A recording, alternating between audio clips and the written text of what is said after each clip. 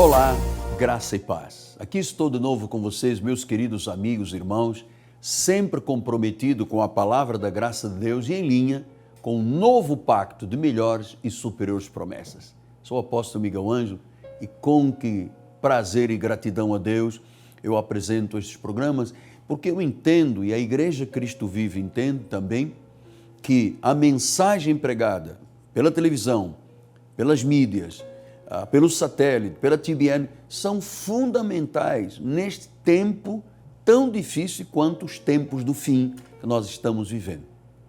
Então, este programa tem utilidade e ele vai hoje certamente falar profundamente ao seu coração. Estou com a Bíblia aberta no livro de Atos dos Apóstolos, escrito por um médico chamado Lucas, evangelista. E nesta passagem do capítulo 26, fala de um encontro que Paulo teve com o rei Agripa. Paulo pregou a palavra ao rei, o rei resistiu à sua pregação, chegou a dizer: Paulo, por pouco tu me persuades, diz a palavra do Senhor, a me fazer um cristão. Por pouco, faltou apenas o quê? Ele ser um eleito de Deus, ele ser um predestinado, ele ser uma pedra viva, ele ser um filho adotado por Deus. Foi isso que faltou ao rei, por isso ele disse: olha, por pouco me persuades, faltou ainda alguma coisa. O que pode faltar numa mensagem perfeita como a que Paulo pregou ao rei? Ele disse: rei, eu tenho uma visão, não vou ser desobediente à visão celestial e eu vou pregar para os gentios. Ele disse: qual é o efeito? Qual é, na realidade, o grande mérito da mensagem da graça de Deus? Porque você sabe que sem a graça de Deus não há cristianismo. Vai viver de judaísmo, vai viver de sacrifícios, vigílias, batismos, jejuns, paga o preço, sextas-feiras à meia-noite. Então, isso não é vida com Deus, isso não é vida de um salvo. A Bíblia diz que nós temos um chamado para viver por fé. E Paulo então disse ao rei: rei, eu fui chamado para abrir os olhos dos gentios. Quer dizer que uma pessoa que não tem Jesus está em trevas, em escuridão. O inimigo adora trabalhar nas trevas, porque é nas trevas que ele se oculta e é nas trevas da iniquidade que ele se manifesta, com seus agentes perversos, os principados, potestades, dominadores deste mundo tenebroso e forças espirituais do mal. Uma vez que a luz de Deus chegue, Jesus disse: eu sou a luz do mundo. Então, uma vez que esta luz chega, a primeira coisa que ela faz é abrir os olhos. Abrir os olhos. Quais olhos, apóstolo? Eu estou aqui de olhos abertos.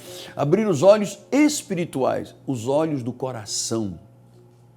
Abrir os olhos do coração para entender algo eterno, profundo, transformador, regenerador, que é fruto da graça de Deus. Então ele diz: primeiro abrir os olhos, converter as pessoas das trevas para a luz.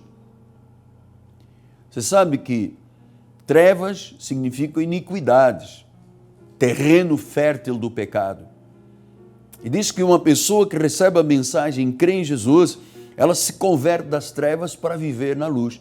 E a pessoa na luz, quando chega perto das trevas, as trevas se transformam em luz, disse o apóstolo São Paulo. Não é isto maravilhoso? Isto é maravilhoso.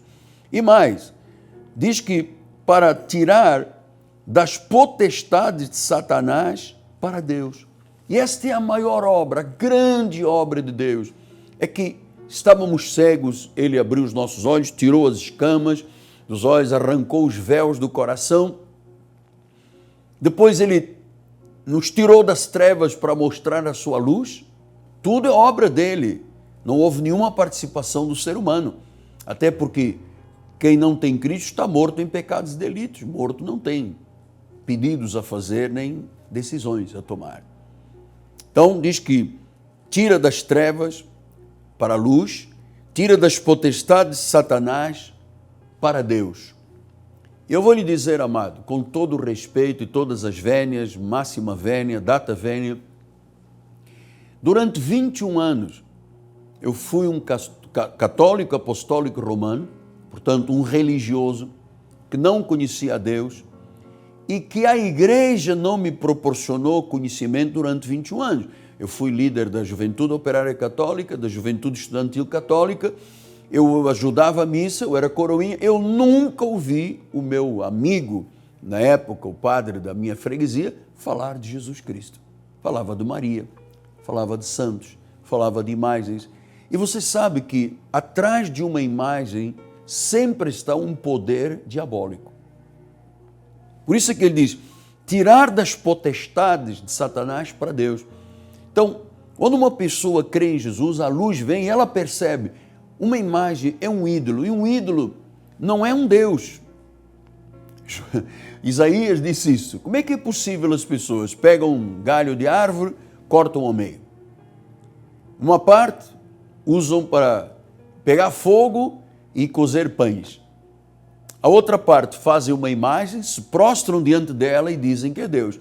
Isaías diz, estão se alimentando de cinzas. Cinzas são trevas. Paulo deixa claro que nós não podemos ter comunhão com Deus e comunhão com as trevas. O cristianismo não tem parte com Jesus e parte com Satanás. O cristianismo tem parte com Jesus, o único Senhor, o Salvador.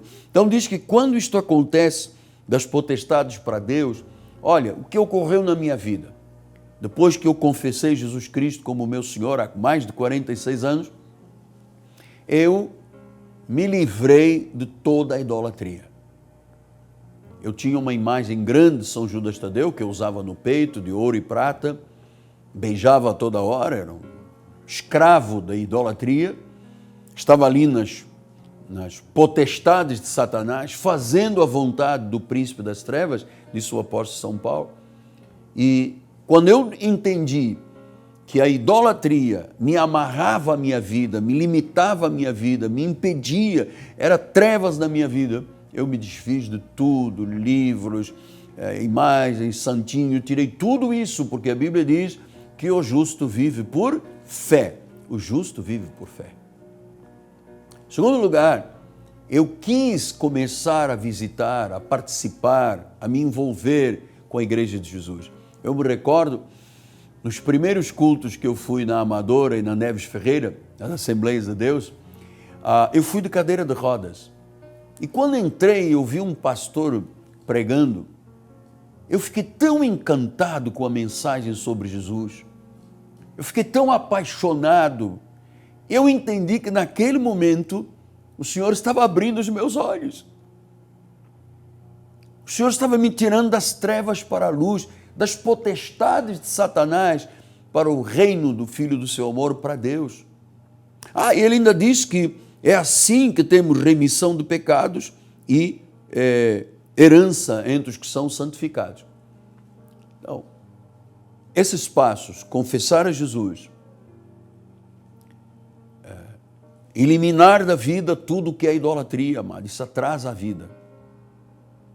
E depois ter um envolvimento com a igreja. Senhores, a igreja não é um lugar de mercantilismo.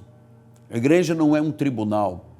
A igreja não é um lugar de rebelião ou contágios pecaminosos espirituais. A igreja é a igreja do Deus vivo, é a igreja de Jesus, a igreja do Senhor.